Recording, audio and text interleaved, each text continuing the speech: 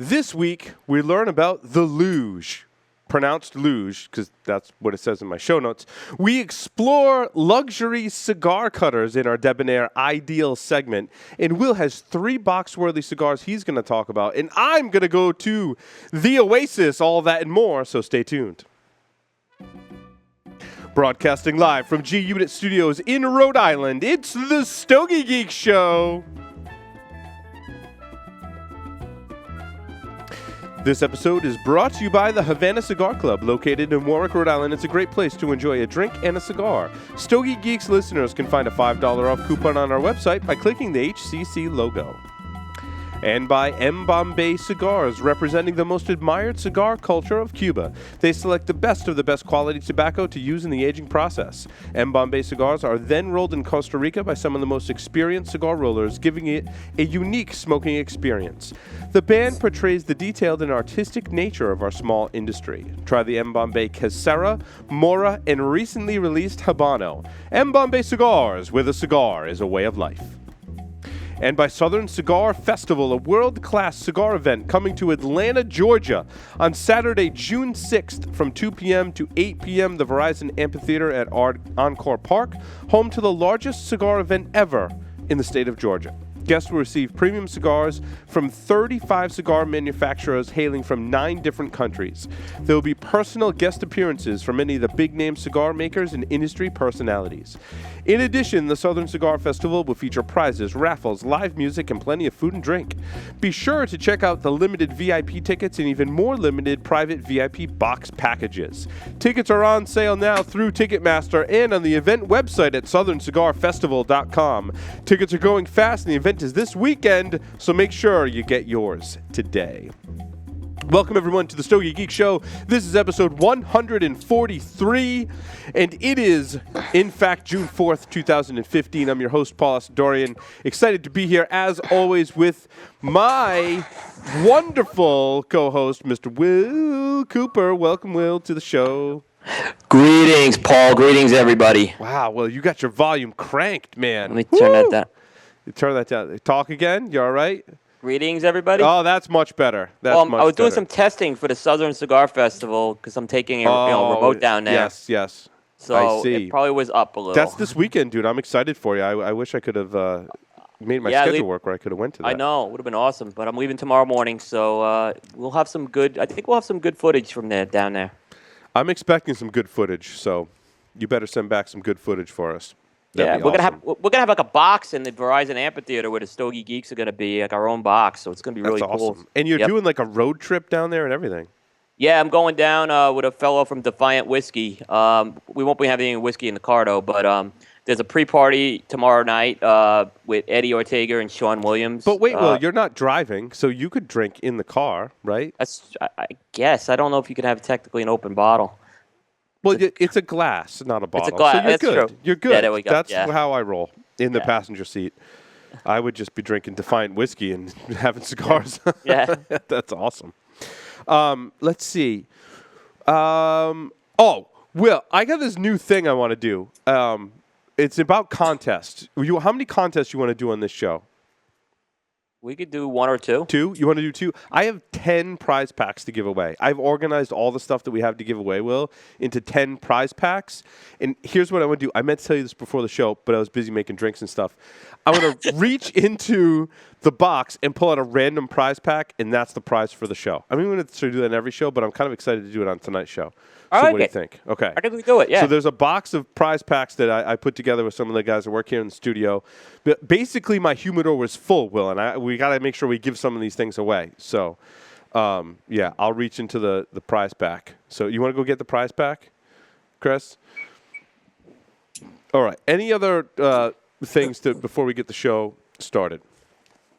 Look at this. Look at this. It says prizes right on the box. How about that? We spare no expense. This is actually the box that you just sent me, Will. So we recycled the box. There we go. And this will be. I'm gonna put this right here next to me, and then I'll reach in and pick a random one later. So and a Smoke Naked T-shirt. So make sure you listen to the show. We give stuff away. I got lots of things to give away for the next at least 5 episodes. If we give 2 away, then it'll be out. So make sure that we get more, Will. Okay. Yep. I want to introduce our very special guest for this evening, LUJ and Sean from LUJ Cigars. Welcome. Oh, come back here, LUJ. Where are you going? We're starting the interview now. How's it going? Good. Hey, and unfortunately, I hate to even do this, but I think the most important thing to say right now is "Go Hawks." Okay, is that hockey? Yeah. Okay, I got the sport right at least. Chicago Blackhawks, go Blackhawks! Right? I'm in New England, so it's all about New England sports teams here. So yeah, it's hockey in New England. Yeah, Bruins would be the hockey team, and Celtics and Patriots and Red Sox. Excellent. Hey, thanks for having us, guys. We're glad to be here, and greetings from Chicago. Yes. So I just want to start off and ask you both: how did you get started in the cigar industry? Really? Oh, well, that's you, Paul. Yes. Hi, LUJ. How are you? You don't know? I don't know. That's why I'm asking you. Well, I'd spoil a surprise if I already knew. Why would I ask the question? Will, Yes. say Well, no, it's yeah. I remember you actually. The story goes you were working in Chicago, right? And you were. I believe. Well, let LUJ tell the story. It's his story. Okay. Senor Pablo. Yes, sir. I do know, though. I do know. Many moons, huh? You see? Yes. And one day, wait, how did I start in the business or smoking? I do know there's celebrities involved with this. No, All right. wait, Start with how you got smoking, and then how you got in the business. How's that? I was working at a hotel. Actually, okay, I'll tell you. I was in college, basketball scholarship. My senior year, my scholarship was out. I had one more semester to graduate. So I got a job at a hotel as a doorman. And one beautiful evening, this gentleman by the name of Tom Selleck showed up. He was shooting a movie in Chicago at the time. And he came downstairs. He always goes for a walk in the evening. And then he would light a cigar. And he always smelled good. He was always nice guy. So one evening he asked me, he said, "You smoke?" I said, "Nope." He says, "Would you like to?" Like, yeah. And he gave me a cigar. Nice. What was it? He gave me a very good cigar. Very, very good cigar. Which was? If I told you, I'd have to kill you. Was it of the Cuban variety cigar? Oh, no. No. And then, about 2 months later, I'll tell you what the cigar was. About 2 months later, there was another movie shooting in Chicago. And, the players in the movie were staying at the hotel. It was Swiss Hotel, by the way. And this guy became very good friends with me. Pants, they call him. Pantoliano, Joe. Himself and Joe Montaigne came back one evening, and Joey always smokes this beautiful cigar, too. Oh, my God. So Joey asked me if I smoked. I said, yes. He said, "What do you smoke?" I said, I do now. What? You said I do now. Well, I didn't say now because I was already trying to play big. Yeah. And he was like, "You do?" I said, "Yeah." He said, "What do you smoke?" I told him what I smoked, and I didn't tell him how I started it.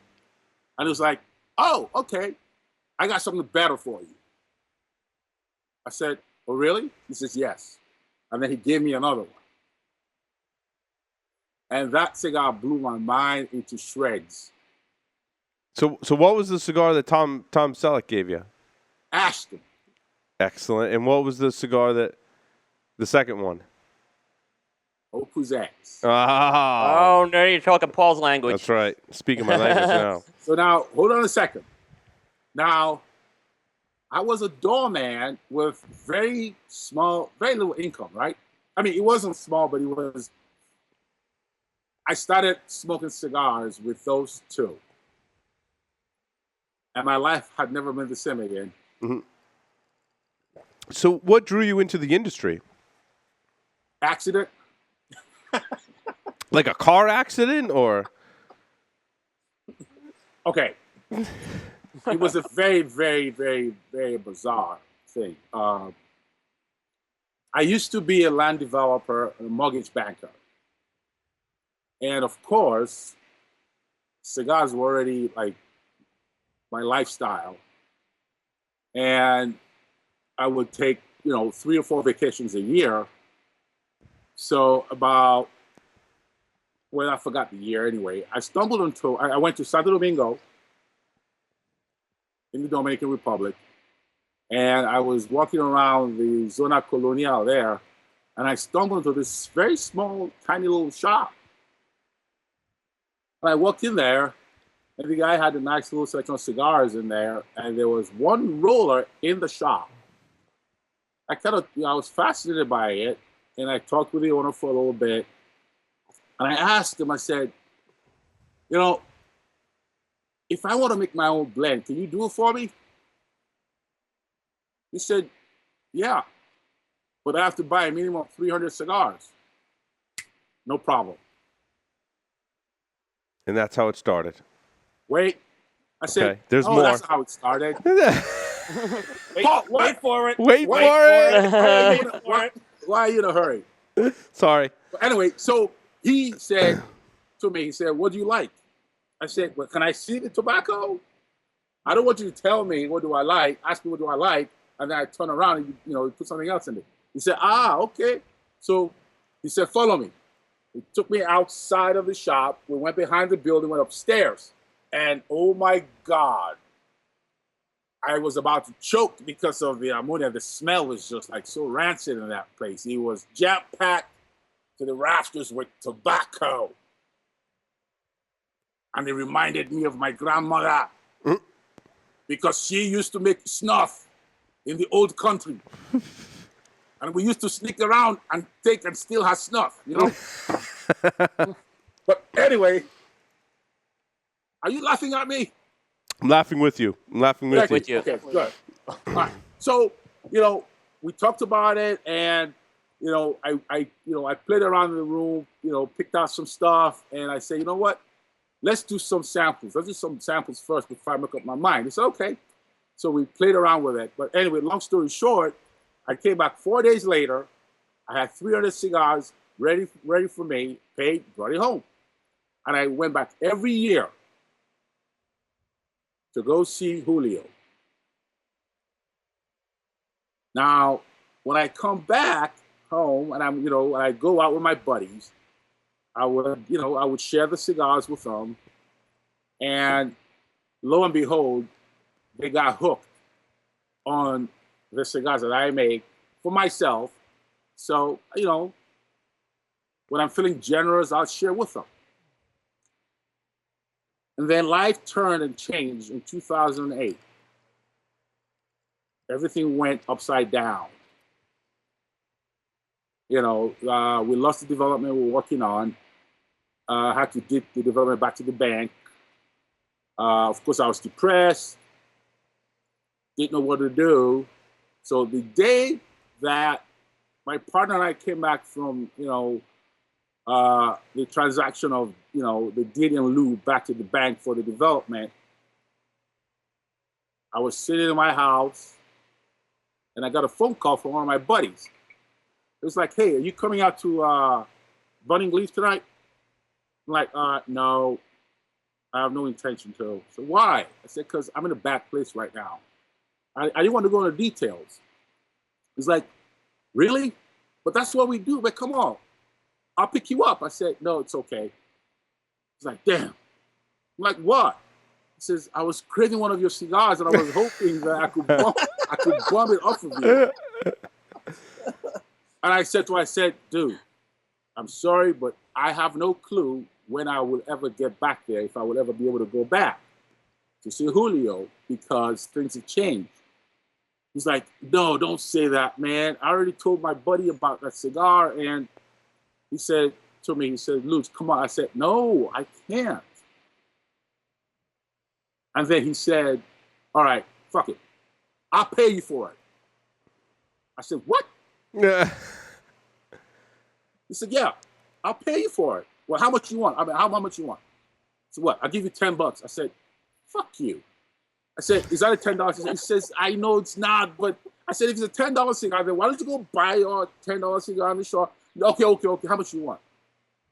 I said, look, it's not for sale. I said, it's not for sale.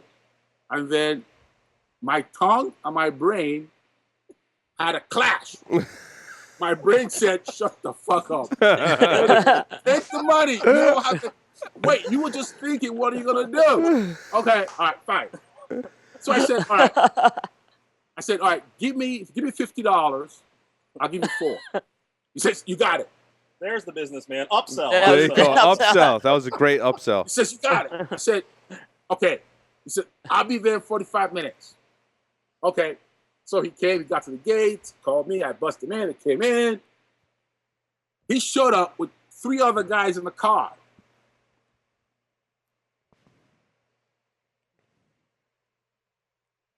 $200 later, 4-pack, out of my humidor, naked unbandaged cigars, 54 by 6.5, right?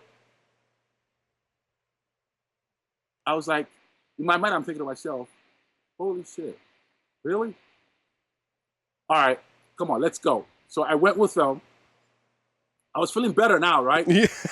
And we got to the cigar shop, and they were smoking the cigar, and of course, the guys that knew me there also, they know about my cigars that and they were like, man, that smells so good. Hey, LUJ. One of them was like, hey, LUJ, can I have one? I'm like, not for me, to ask them. Like, no. I said, cleaned out. I said, no. I said, no. You gotta, ask him. Ask them. I was like, no. We bought this from him. Oh, really? For real? I said, yeah. And then the guy came and said, hey, I'll get some too. I said, you will? I said, yeah. I'll pay you right now. I'm like, oh, okay. So, courtesy demands that I go talk to the owner of the shop. Like, right. Hey, I'm not trying to do this, but, this is what's happening. And Jamal is his name. Jamal was like, LUJ, you spent so much money with me, I don't care. If they like it and you want to sell it, I'll buy from you. What? Really? Holy Moses. You got your first retailer. You're in business. Wait, so 2 hours later, I had $450 total that night. The following morning, I called Julio. I said, Julio. We got to talk. Don Julio, I need 300 more. And Julio said to me, Lou, he calls me Lou. The J silent. I said, Lou. I said, yeah. He said, I cannot send you cigaros. I said, what? He said, I cannot ship to you. I said, why? He said, well, American government, they only say you ship 1 box by FedEx. No mas. Unless you have a license. Woo! Oh, look at getting one of those, huh? Wait. So wait a minute. Unless I get what? A license. All of a sudden, my hopes just got squashed. I was like, man, what do I have to do to get a license? I'm already flat broke, right? Except for the $450 you made the night before. Yes. Dude, I spent $400 a day with the damn shop. So I was like, oh my God. So I got online. I went online. Okay, what do I need? And then it showed up that if I was going to import tobacco, I have to apply for a permit. Oh boy.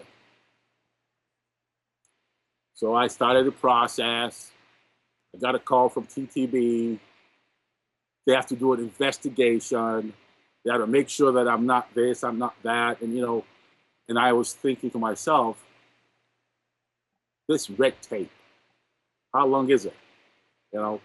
But it took them about 16 weeks, actually, to do what they needed to do. And then they finally approved it. I got my permit. By then, I was almost living in a box in the alley somewhere. You know, because I was just bummed out. But it's been a very long road. But yeah, that's enough.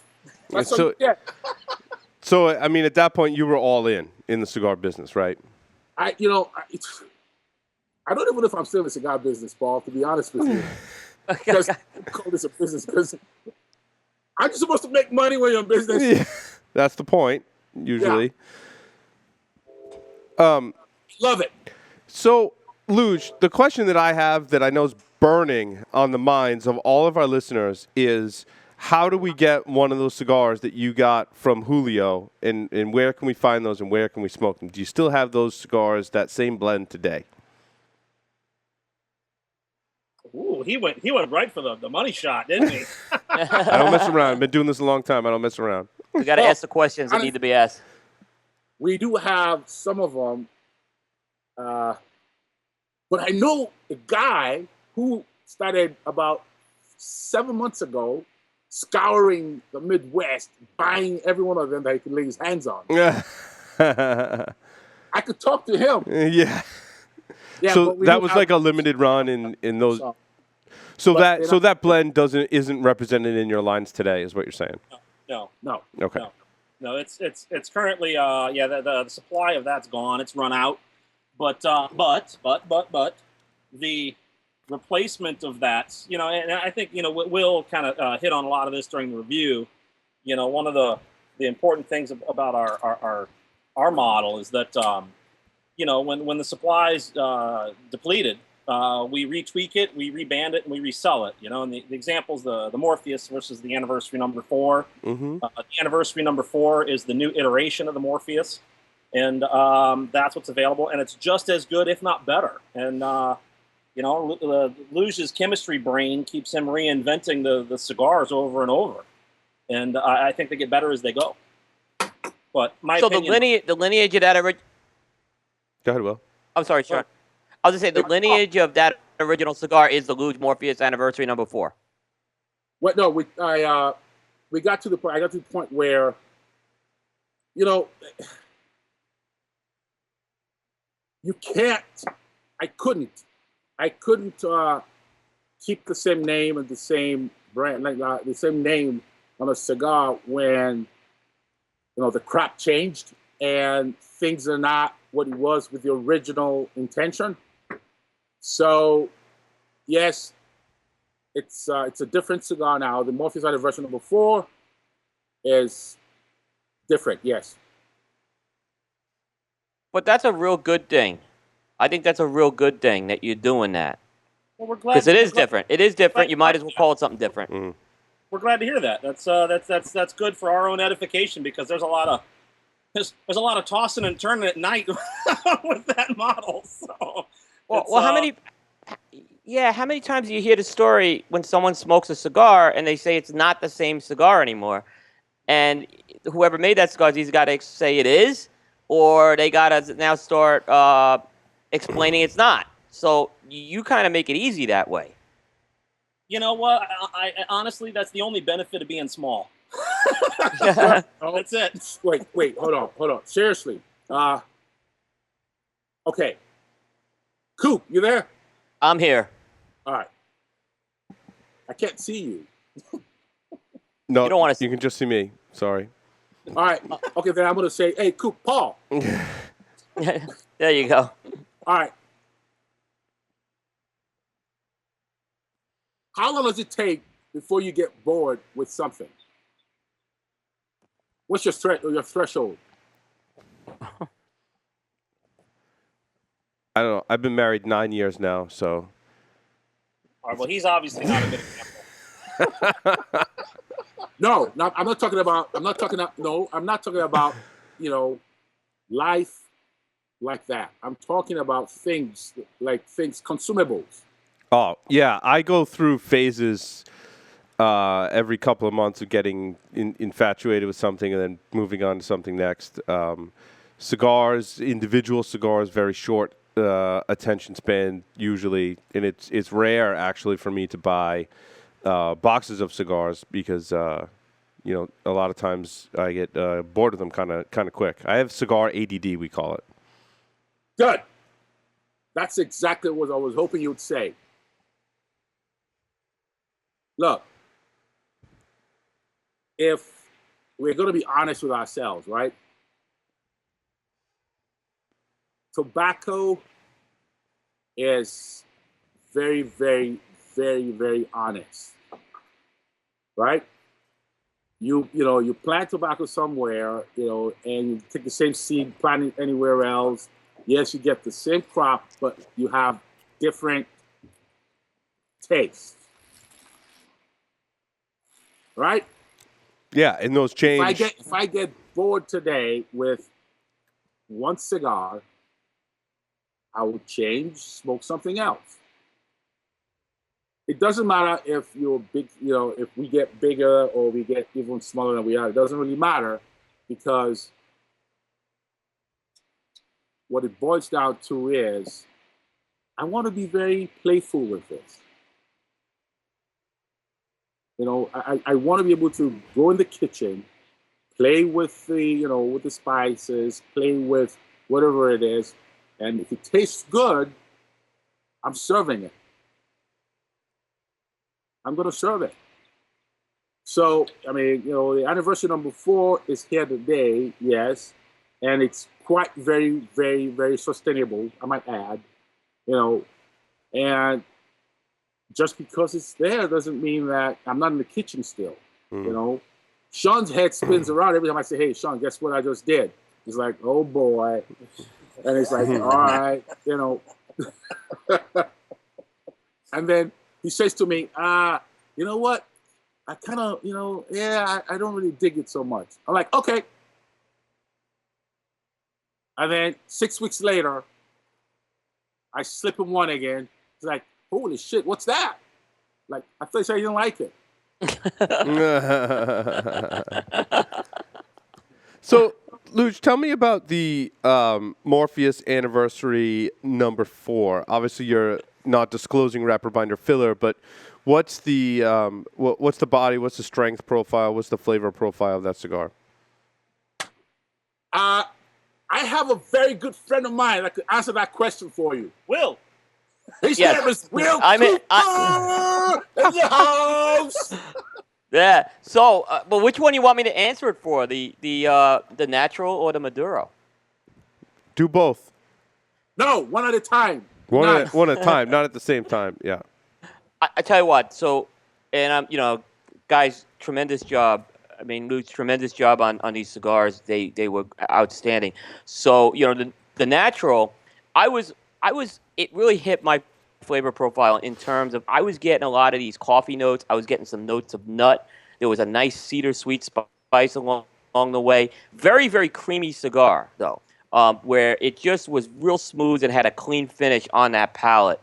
That natural really, really hit my sweet spot. And I smoked the belly on that size, which I just thought was fantastic how that smoked in a Bellicoso. And I'm usually not the biggest Bellicoso fan on that.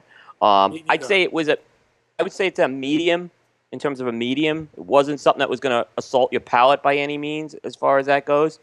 The Maduro, again, I got a lot of nice coffee notes, but I got a little more earthy notes. Some oak notes came in there.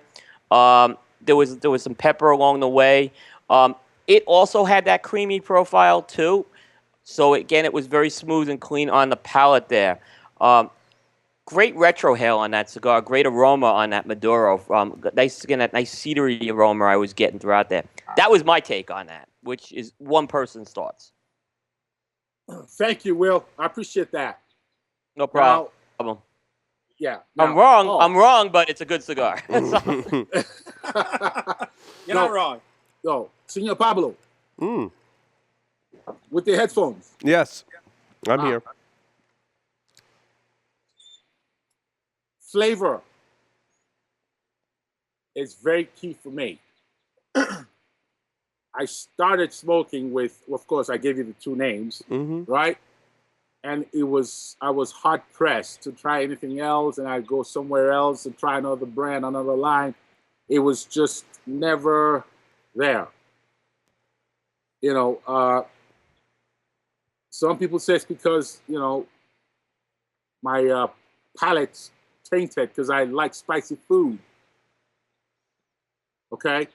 So all of the anniversary number 4, the Morpheus, the one thing that you will find there is the creamy notes. There would be beautiful bouquet of, hey, Will said retro hail. Amen. That bouquet is that beautiful, aroma is just gonna overwhelm you. What you will not get, though, you will not get the aftertaste, because on all of the cigars that we make, the one thing that I want to make sure that you don't do is, after you smoke any of our cigars, you will be able to smoke something else. There's no, I'm not going to say, you're not going to get like a smash in the face. Mm-hmm. Yeah, I mean, it's interesting. You were asking me before what do I like best in a cigar, and it's definitely all about flavor for me. If I think back to some of the best cigars I've ever smoked, those are really about flavor, and that definitely extends to other things as well, right? When I drink a nice fine Scotch, I think the huge difference is they're all about flavor, right? And with food is the same way. I like something that's really all about the flavor, and I think that there's a lot of other things that can kind of get in the way of flavor, and the finer things, cigars, food, spirits, beer, whatever, remove those elements and just become all about the flavor. And that seems to be what you've really been seeking out in creating your own cigars as well. Yes. Well, you know what, Paul. I haven't even asked LUJ about this. I'm just going to go out and say it. But since I didn't know that being our first time on here, that we were supposed to send a cigar out to you, right? And everything went to Will. Will, nice job, Will. You got all the sticks for yourself. Congratulations. I didn't know we were supposed He to pulls share. that shit all the time too. Well, I'll tell you what. Here's what we're gonna do. I'm gonna make it worth your while. And I got one of these from my personal stash. This is the cigar. That's the original one, the Adidas. That's the one from Julio. That's the Julio. Yes, sir. I got a handful of these left in my personal stash. Oh. There are 3 blends from Julio. Mm-hmm. And this one here is... Well, it's no longer in production. It doesn't exist anymore. I got a handful left in my personal stash. And you know what, Paul? I'm going to send this cigar out to you. Oh, thank you. I'm salivating already. All right. I'm going to send it out to you. It's a beautiful cigar. You're going to love it. This has got years of age on it. It's been in cellar the entire time. It's been protected. It's beautiful. I'll connect with you offline. Okay. And because Will bogarted all the stogies, I'm gonna ship this one out to you, brother. Take that. It usually has worked in the past. What? It backfired on you this time, huh, Will? Just don't lose them in your humidor now, Paul. No, I won't. We did an inventory. We did an inventory before we did the the inventory. Yeah, That's so true. good. Now we're good. Paul, yes. You're not going to smoke it. No, I'm going to smoke it. I'm going to smoke it. No, he'll smoke out. it. I'll make sure he smokes it. I got to deal with you guys at the trade show, so I'll have to. No, I'm going to smoke it. Yeah. If we see you in New Orleans and you haven't smoked this cigar, you and I you're buying me drinks. No, I'm gonna smoke it. Don't you worry. Okay. Roger that. Well, that's awesome. So tell us about for those not familiar with LUJ Cigars, give us kind of a rundown of your different lines. What's available today? That's him. Oh, sure. Yeah, sure. So currently available on the market right now, and being a small company, I'm not small. Small sized business with a very large LUJ. Hey, Pablo, Yes. 6'9" tall. I weigh 315 pounds in my prime. I was surprised when you said basketball. I thought you could say football. No, but that was many, many moons ago. Yeah. You said 315 in your prime. So what do you weigh now? Oh, I weigh less now. Yeah. The rundown. I'll give you the 10,000 foot view. Sure. Will, you can accept some of the former software lingo, right? Yeah. The Morpheus is the core, right? So we have the Morpheus anniversary number 4. The reason it's called the anniversary number 4, it started as the original Morpheus. It took about 4 years to run through the production, and now it's the number 4. At some point, it'll become the anniversary number. Who knows, right? Depends on how long we run through it. There are 8 facings total, right? 4 in the natural, 4 in the Maduro. There's a box press, there's a Bellicoso, there's a Petite Corona and a Lancero on both sides, so there's 8. Oh, no, I didn't want more. We're at, yep. I mean, didn't you slide over? Oh. Hey, stop smiling. Be nice. We're adding a Robusto at the show, so there'll be 10, 5 and 5. Then the new release that's coming out, we had a former cigar that we sunsetted. It's being replaced by the Serengeti. Will, I just sent you a sample of the Serengeti. It's probably right about, I don't know, maybe North Carolina-ish. I don't know. It's on the way to you. Okay. There's 5 in the Serengeti. There's a Lancero, a Petite Corona, Toro, Robusto, and a Perfecto in the Serengeti. It's one blend. No Maduro, no nothing. That's the core of the line. And then we have the former Demi LUJ, which is now called the LUJ Classic, which will be coming out the IPCPR. And the Classic has a Connecticut wrapper. It's the only wrapper that he'll actually say where it came from. It's the only one. He won't even tell me like what's in the stuff. And in that line, there's 6 facings total, 3 and 3. And that's our $7 to $10 retail stick. Everything else is 10 plus.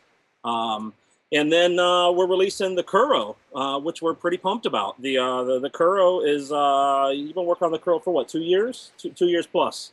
And the Kuro was a private blend we did for some folks in Japan, and it was corporate gifts. For these folks in Japan, and they fell in love with it. And we did some test marketing in our geography up here, and it went through the roof. It's a beautiful cigar. It's big body, big flavor.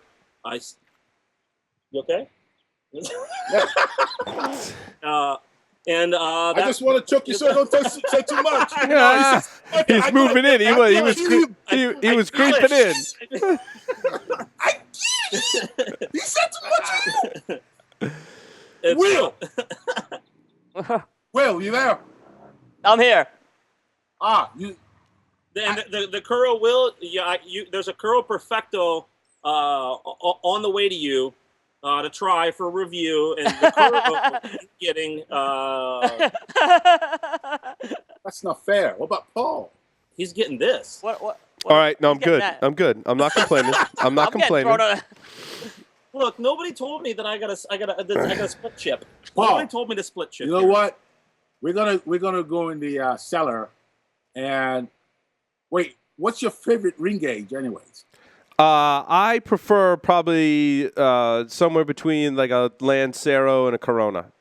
Ooh, you're in our sweet spot. Yeah, you and I both. Yeah. You seem like a stogie geek, Luge, and usually the smaller ring gauges reign supreme amongst our crowd. Yeah. The Petite Coronas and the Lanceros for us are the sweet spot on most of our stuff. We don't do the big ring gauges. I don't think we have anything above a 54. Well, the classic, we're releasing a 60 in the classic. Yep. Because we were blackmailed. Yeah. No, I hear you. Blackmail works. The only ones. Yeah, everything else is so 54. The LUJ Classic Connecticut wrapper, is that like a morning cigar? Is that one of your more milder offerings? It's not mild. It's medium. It is not mild for at all for a. It's I'll give you an example. One of the customers of one of our establishments came to me and said that he was smoking the Petite of the Connecticut, and his wife came up to him and said, of all the cigars you've been smoking for the past 20 years, this is the most beautiful one. Mm-hmm. And she kissed him. She should have kissed you. You made it. The guy saw me, and he was like, I had to buy boxes of it now. I said, yeah. So, yeah, it's... It's not your traditional mild Connecticut. It's not what you think. Yeah, but you can smoke it in the morning after breakfast. Don't smoke it in the morning unless you want to. You want to eat first in the morning. Yeah, You know? yeah. That's tasty. I love the first cigar of the day, and typically I will. Most of the time, I eat breakfast before I have my first cigar. Sometimes not, but sounds like the LUJ Classic is when I want to eat breakfast and then have that cigar. And it's my favorite cigar, favorite time of the day to have a cigar. Is that first cigar in the morning with coffee? Well, It's just. I've just been told to put together a care package for you, other than the Adidas. You're getting free stuff here. Oh, Well, thank you very yeah, much. okay. Well, send me your address. We'll send you some Smoke Naked T-shirts. How about that? You have my That's- size. It's a bit of an oxymoron. What isn't it? size? What size T-shirt do you wear? What? What size T-shirt do you wear? Him? Yeah. It says Coleman on the tag. It's a fucking text, bro. I don't have a Coleman size. I have a triple extra large. That's the largest size I have is triple extra large. A double X? Triple X. Is it tall? You have a tall? I'll you know what? I'll see about getting one. I don't have a tall. Otherwise, it'd just be at my navel. Well, now you got me wanting to send you the regular size to see that because that's the sight to be seen. Please don't, 'cause I don't want to see that. Don't do that. Because you know what he'll do? He will try that on at my house. Yes. So Awesome. I'd love to have these guys could be the first cigar manufacturers to wear the Smoke Naked T-shirts. It could be. what? Yeah, we have not had a manufacturer yet. I think model the Smoke Naked T-shirts. Oh, you're a model. You're a model now, And Lou. us too. One XL, one triple XLT. We'll take pictures with it. Send There you it go. in.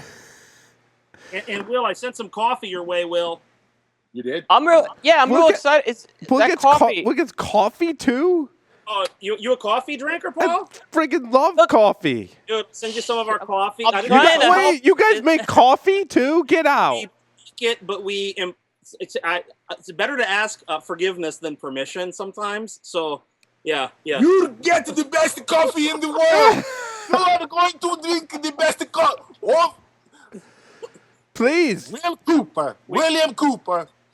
Yes, When sir. you get that coffee, I want you to. How you make your coffee, William? Black. How No, do you make no, your he's coffee? lying. How No, do he's you lying. make- You know how he makes it? He uses a Keurig. That's how he told me he makes it. No, I don't. You're fired. Will, Go home. No, I don't. That does not exist. buddy. Now, Oh, my when God. I make coffee, I use my Breville grinder that doesn't heat the beans up. I do a nice coarse grind, and I put it in a Me French too. press. That's how I Yeah. make my coffee. I'm gonna throw a bag of bean in your order for you, Paul. Yeah, we got an awesome coffee that we sourced in the Dominican when we were down there. We have we have one of our business partners has a property outside of Santo Domingo, and we have a house down there, and we go down there often, and we sourced some coffee while we were down there, and it's what we drink when we're down in the Dominican, and it was too good for us not to do something with. So we're starting to bring in coffee, and it works great with cigars. So it pairs great. It's beautiful. It's big. It's robust. It's chocolatey. It doesn't have a bitterness to it. It's a beautiful, awesome coffee, and I drink 4 shots of it every morning, espresso shots. It's awesome. I'll send you a bag of bean. Awesome. This is great. Is it called LUJ Coffee? Is that the name of it? Excuse me, Mr. Cooper. Mr. Keurig, Mr. you're fired. No. Oh man. See, Will, that's payback. That's payback right there. That is. It is. It's called Cafe Chateau de LUJ. You can get it on our website. We got an e-store. You can go on our store and buy it, and we'll ship it to you. I think it's like $15 a pound or something like that. But it's whole bean. It's awesome. We'll send some out for you guys to try. Awesome. We'll drink it on the show. Absolutely. Love to. Absolutely. So, how is distribution going? Like, where can people get your cigars? Have you been focusing on any geographic areas, and like how widespread have you gotten so far? Yeah, it's tricky. So we don't do internet. We really don't want to do internet. We will, it's we're pretty particular with who sells our stuff. They have to be LUJ friendly. We want the shops that have the customers that have a lounge, that have an environment, that community. It's an excellent word. That support the product. Right now, we're mostly Midwestern based. We have some folks. We have an account in Texas. We have some accounts in Nashville. We have some in Miami, quite regularly down to Miami. So we have some accounts down there. It's the reason we're doing the IPCPR this year, right? Is so to go expand our distribution and be able to get our product in the right accounts this year. We don't make 200,000 cigars a year, right? Mm-hmm.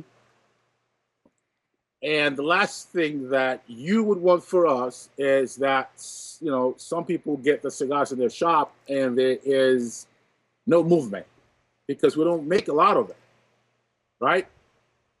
So the philosophy, which everything we do is philosophically based because, we're not trying to reinvent the wheel. When you smoke any of the cigars that comes out of this stable, you'll be hard pressed not to like them. You'll be very hard pressed not to like them. And so slowly, the footprint it's getting wider, but we don't want a situation where, we just we let it out everywhere, and then some shops have them that's moving, and then some shops just have them sitting there. That's why when Sean said LUJ friendly, that's what he meant. It's an interesting strategy, and it's an interesting industry in this respect. I've seen a lot of cigar brands.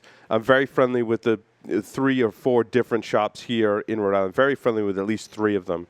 I've seen a lot of brands come and go. I've seen some brands come and stick around, right?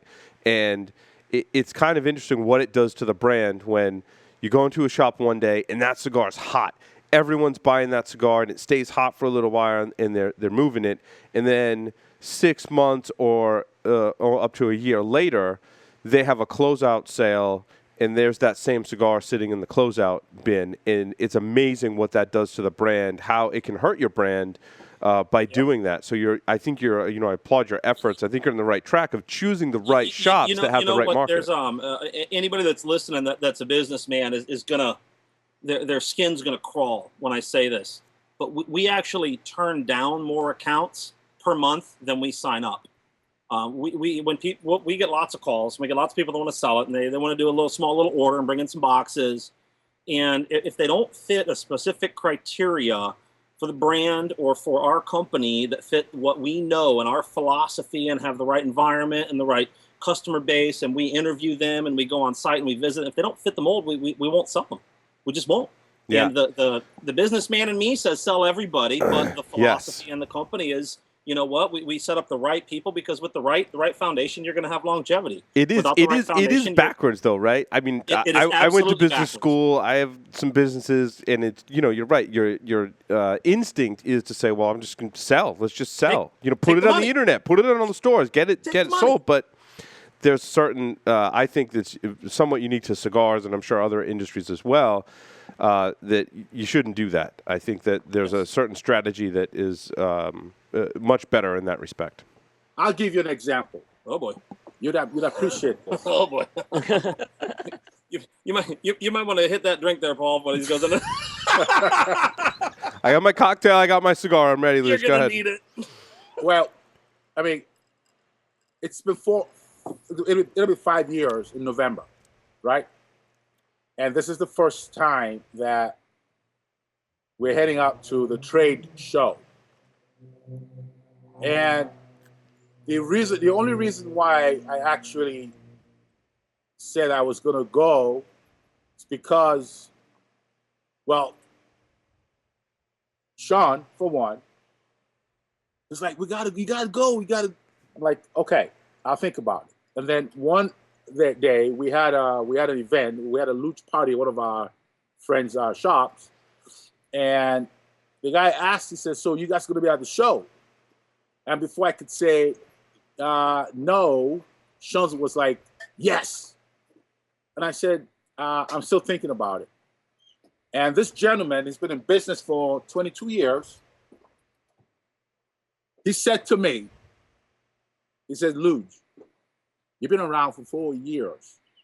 I know at least 50 brands that have started the past 10 years that go to the show to go get business. And 2 years later, they're gone." I said, true. exactly. You see? I was like, geeked that he was, he was agreeing with me. He said to me, he said, "But you've been around for 4 years. You have outlived 85% of the people of those that started at the same time that you have." He said, "You go to the show now, it's not to go get business, but to go make yourself visible to the other players from other parts of the country." Interesting. Very and good he, point. he went further to say, plus, it'll make us that support you already feel good, so that we can tell our buddies like, "Hey, that's the LUJ that we're telling you about." All 315 pounds of him at his peak. Mm-hmm. Hey, I'm less now. I weigh less. So, yeah. Anyway, all right, good. Hey, Cooper, you there? I'm here, buddy. Hey, go drink a Keurig. Come on, go.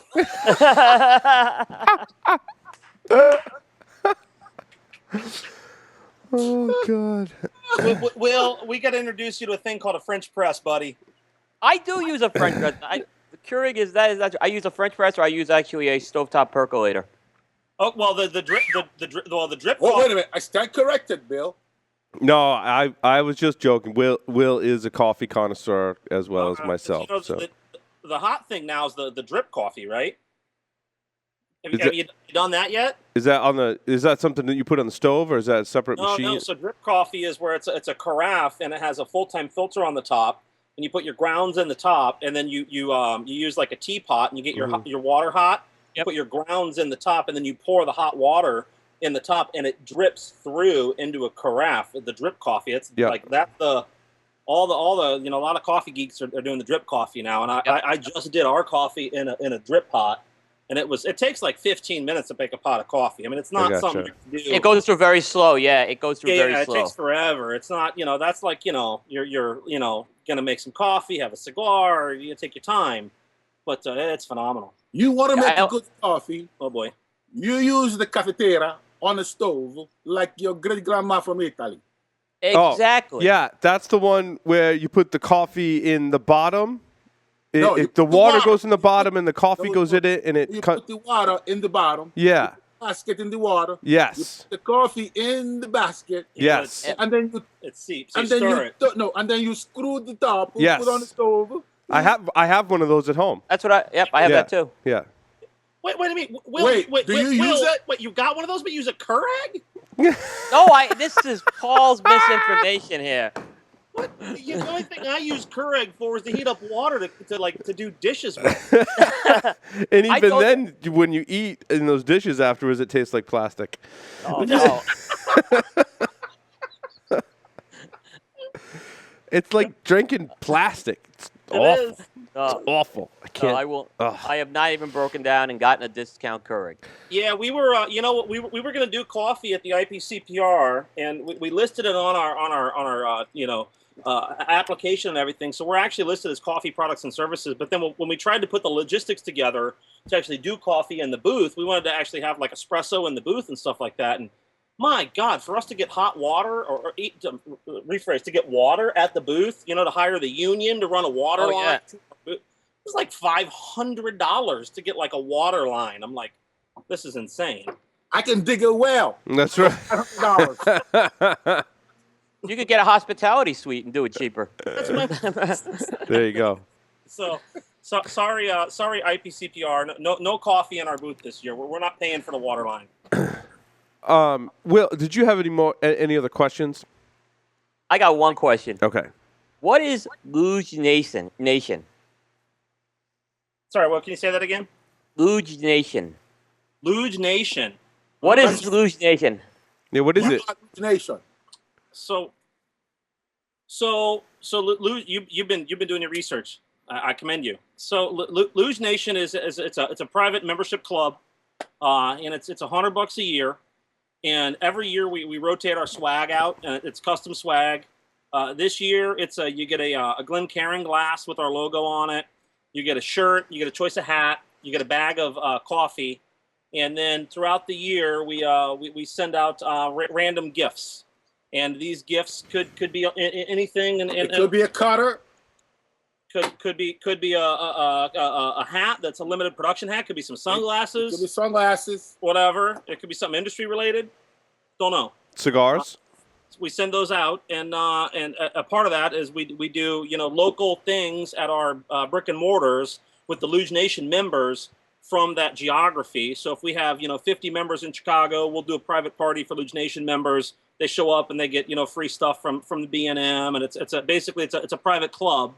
That's cigar connoisseurs. Maybe we kill a cow. Huh? I don't think we're going to kill a cow. That'd be awesome. I like steaks. Steaks are good. Steaks are good. Excellent. Hey, are you guys ready to play 5 questions with the Stogie Geeks? This is going to be good. 5? Of course, absolutely. Yeah, so 5. So I'm going to alternate between them and ask the first question, Luge, and then we'll go back. Okay, are you ready? To go refresh my cocktail prior to these questions? Are they that serious? No, they are far from serious. Fantastic. Please don't take them seriously. Who has to field the questions from our side? Each one of you. So I'm gonna. All right. So you know what? It'll make more sense if we just go into. Okay. So Luge, 3 words to describe yourself. Myself. Yourself. Well, I got 3.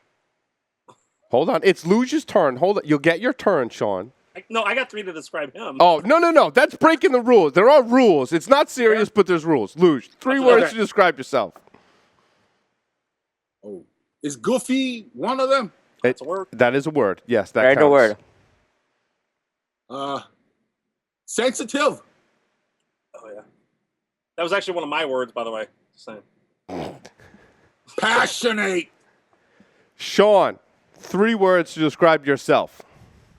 Well, is type A 1 or 2 words? That's 1. We'll hyphenate it. It's fine. Okay, We'll hyphenate it. All right, yeah, type A.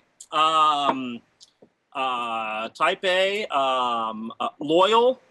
And passionate. Sean, if you were a serial killer, what would be your weapon of choice? I was in the Army. Give me a machine gun. Luge, if you were a serial killer, what would be your weapon of choice? I have a blowpipe. Darts? Hey, listen, I have rapid fire blow dart too. Excellent.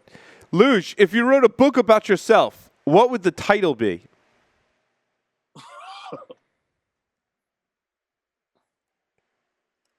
The Journey of 1,000 Steps. Sean, if you wrote a book about yourself, what would the title be? Whoops. Sean, in the popular game of Ask Grabby Grabby, do you prefer to go first or second? Wait, the game of what? Ask Grabby Grabby. It's popular in Europe. Okay, you should have prefaced popular in Europe because I've never heard of the game. What do you do? What do you do in that game? What's the game? You guys are too inquisitive. It's just a question. It's a completely fictitious, made-up game. So. Oh, all right. Ask Grabby Grabby? Yes. Oh, now you ask Grabby Grabby. Okay, Yes. Who goes first? Me or the grabby grabber? Yeah. So who do you want to go first or second, Sean? It's first. I'm type A. Okay. Luge, first or second in the game of Ask Grabby Grabby? Because if I grab, I don't let go. Second. Luge, choose 2 celebrities to be your parents. My parents? Yes. Oh, boy. This is a tough one. I know. Woo. The rules are pretty loose on this one. They can be alive or dead. I'll tell you who. Who's that? They're dead now, though. That's okay. Alive or dead, male or female. Just choose 2 celebrities to be your parents. 1 male, 1 female? It doesn't matter. This is, it's a new world. It's a new world. It can be 2 females. It can be 2 males. It can be male, female, alive or dead. Wow. I was going to say Cary Grant. Ooh, One. that would be good. Sure. And the second will probably be Ella Fitzgerald. Sean? Heather Locklear and Nicole Kidman. That's easy. It's an easy question for Sean. Well, LUJ and Sean, thank you so much for appearing on the Stogie Geek Show. It was wonderful having you. I hope we get to hang out sometime. You guys seem like you're really fun to hang out with. I can't wait to smoke your cigars and drink the coffee. It's gonna be wonderful. Hey, thanks for having us. Really appreciate it, guys. Will, Paul, you got some packages in the mail, brother. We'll see you guys later. All right, yeah, and stick around. We got some things to talk about after this segment ends. So don't go anywhere. Yeah, don't go anywhere.